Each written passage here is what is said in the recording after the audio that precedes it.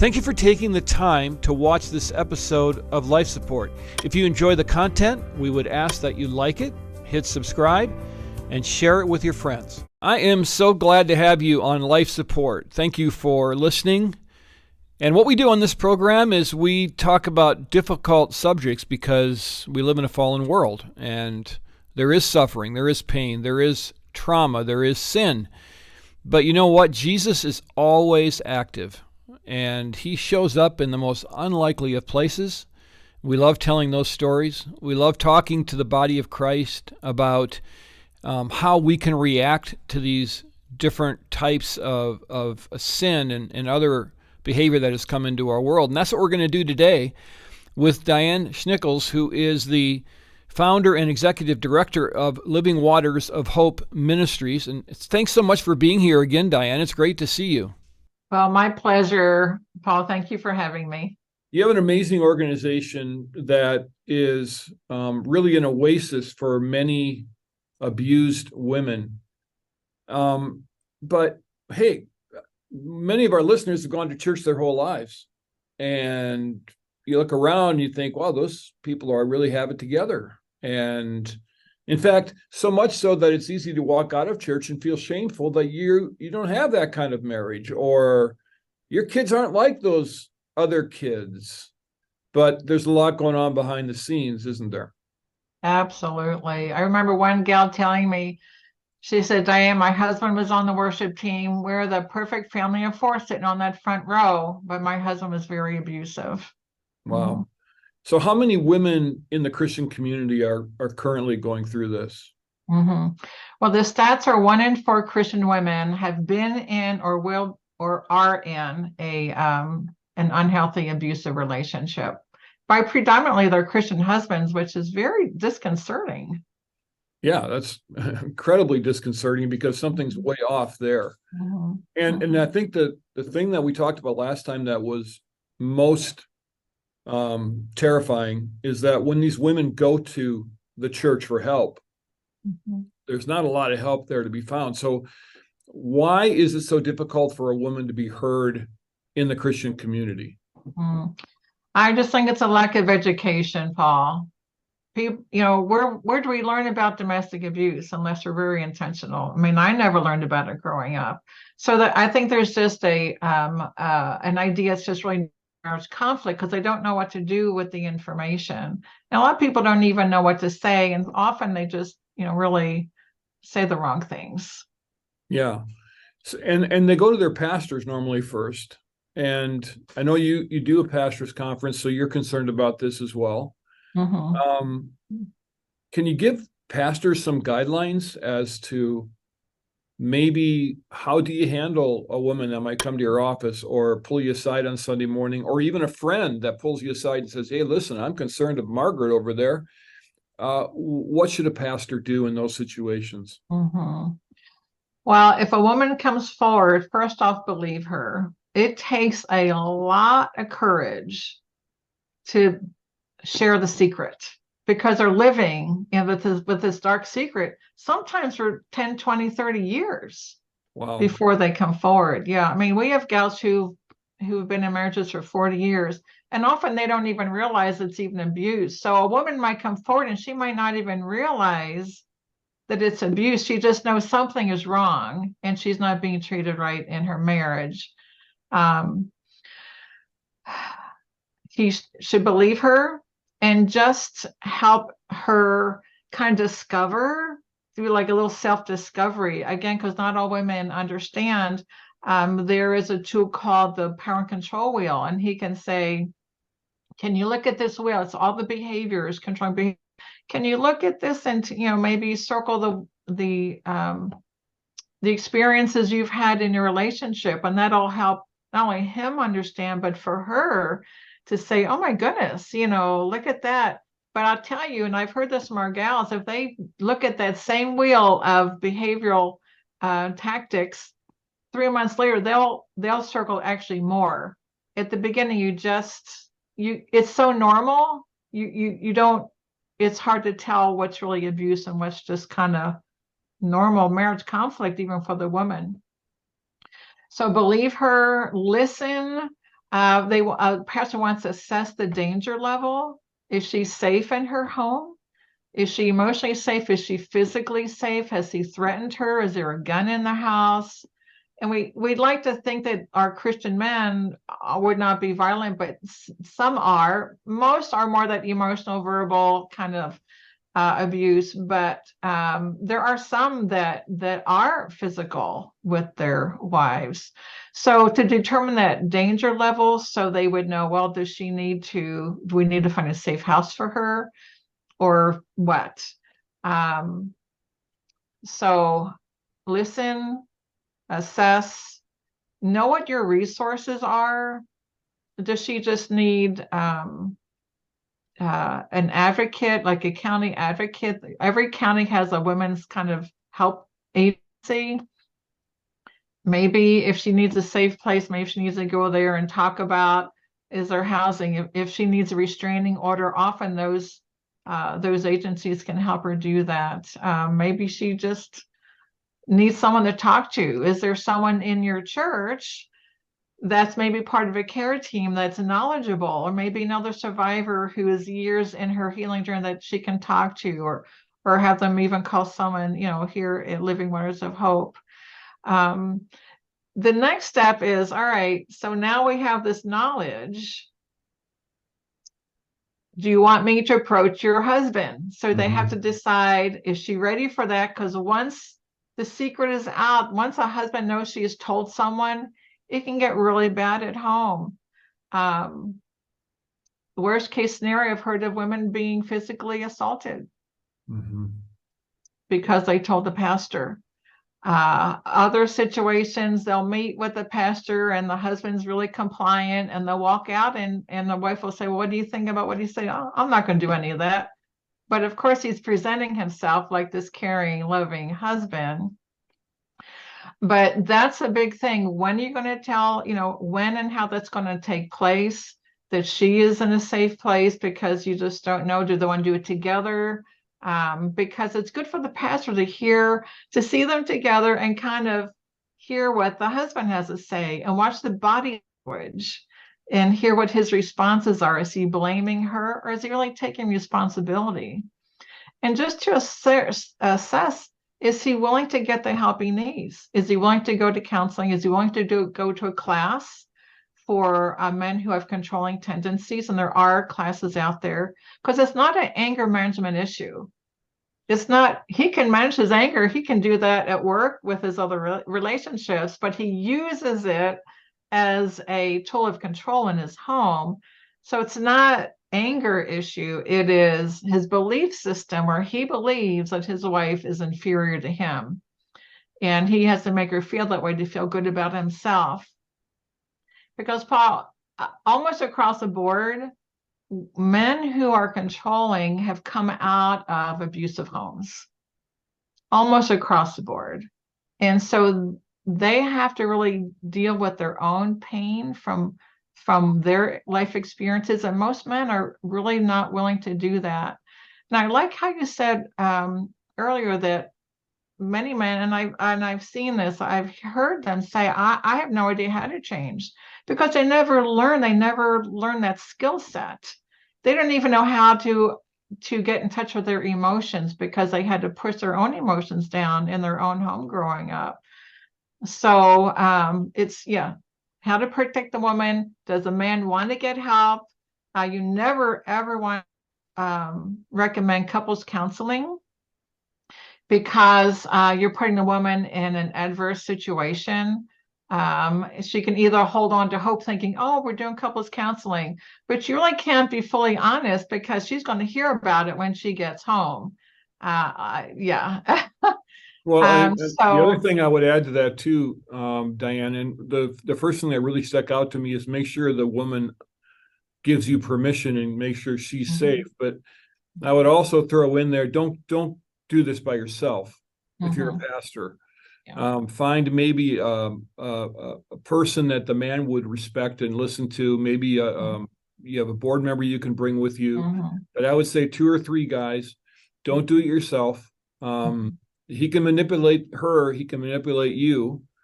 And the more witnesses you have there, the less chance he has of wiggling off the hook. I remember there was a man in a former church that I pastored who was in our small group, my small group, and we put two and two together that there were some unhealthy things happening in his home. And we went over, myself and two other guys went to his home. And we stood in his driveway for probably 2 to 3 hours before he finally started to, break the seal a little bit. And I don't think, I look at this man and I didn't think of him as being some kind of a monster, but he had to change those behaviors. And I think the fact that we were there, we were persistent, we weren't leaving, he already knew us, really helped.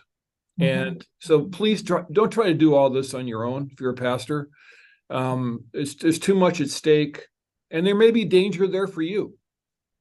So Absolutely. I had one pastor say, after confronting the gentleman, he said, yeah, he was waiting outside of the church with a baseball bat one day. And another pastor is telling me, yeah, I was talking to the guy, I'm by his car, and he kind of, opens up his glove compartment, shows me a gun, like a little bit of a threat. So there is a risk. Yeah. People who are helpers sometimes do get harmed. But I love how you said that absolutely you cannot do it on your own. I've had one pastor friend, we've had referring pastors for especially those who I connected to early on for 10 years. And we've done a pastor summit, which we'll talk about in a minute. And he was one of our panelists. I have pastors speak to pastors. And I just kind of opened the space for that. And that last year, it's like he was just exhausted, and I could tell. And afterwards, I said, "Mike, you can't keep doing this by yourself. You have to have others help you." Our pastor summit this year is a pastor who has worked very hard this year to create a care team where you find people. It depends on your size church, but you cannot do it on your own. First off, it's time intensive. And it could take 1 year to 2 years walking with these couples or a woman or a guy.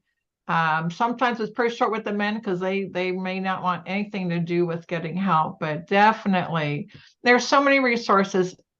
I can't do what a pastor does, but he can't do what we do. I can't do what a county agency does, and vice versa. It really takes a village to come alongside, especially a woman, with all the help areas that she needs. Absolutely. She needs a support system, and so does, a pastor, have people that can work with him. Sure. I think a false idea of theology also plays into this. Nobody likes divorce.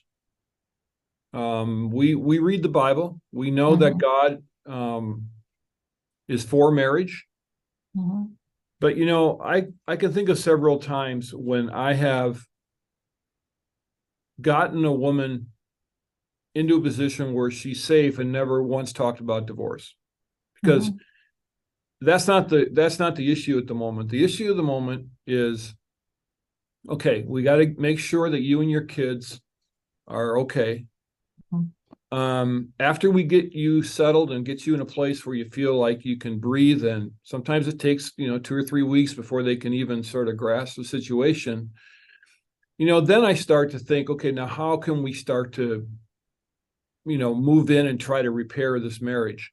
So you're not sentencing a couple to divorce for helping the woman get safe and deal with this issue. And conversely, you're not somehow promoting good theology by ignoring it and pretending that if you look away, this marriage is going to go on. Because the ultimate point isn't that the marriage survives. The point is that these two, the man and the woman and the kids, all thrive and become Christ-like. And you cannot allow a home like that to just go along, and nobody's going to thrive. And it will just end up in disaster anyway. So there's my little sermonette for the day for pastors. That's perfectly said. Is that so often the value from a church perspective is save the marriage at all costs. and we do want to do everything we can to keep a marriage functioning if it's healthy, and resolvable. Where I know for us, it's like, well, we really want our women to be safe. And we never tell a woman to separate. We never tell her to divorce because those are huge questions, decisions. And we say, you have what's God telling you? We cannot tell you that. Um, and even if they separate, again, doesn't mean divorce. They Right. sometimes just need to be in a safe place to get out of the chaos and the harmful behaviors, for them to think straight. And sometimes it helps a husband think, oh my goodness, I didn't realize that this is such a, that my behavior was influencing our marriage so significantly. And sometimes that's enough for him to get the help he needs. But it is about each of them becoming who Christ says they are. It's a vertical relationship. You're absolutely right about that.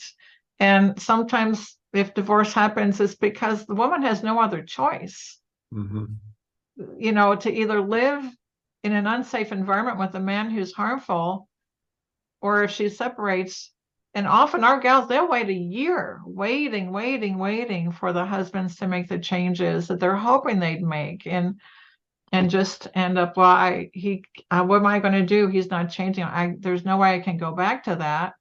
And he's often sitting in their comfortable house. She's living with a family member, a friend, or in an apartment. He's sitting on all the assets. So she Yeah. often has no choice. But divorce, it's a consequence of his sin behavior.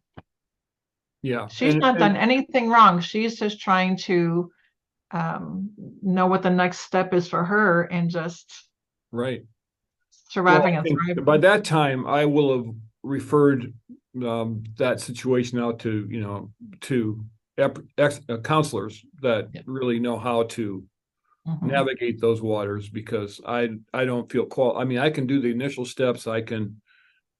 can help the church exercise, its authority over a person or whatever, but I'm certainly not in a position where I can tell a couple, like, you have a chance, you don't have a chance, and that's where I pick up the phone and get a counselor involved that really understands that. And I can do a lot of damage because I know just enough to really make the situation work. All right, tell me, how can people access the resources you have at Living Waters of Hope, and what resources are you offering for women and Mhm. others who are men too, Mhm. that are abused in relationships?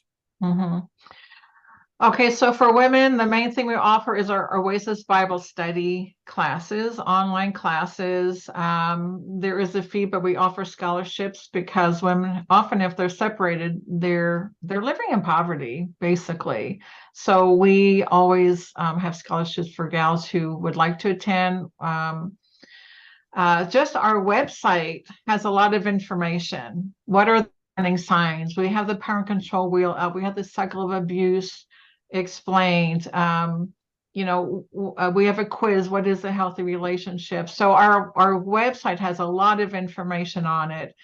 And then the gals can always email or call in and have someone to talk to, because sometimes you need that initial contact to say, is this class for me? And you hear some of their story. They just need that, kind of that affirmation and confirmation they're making the right decision.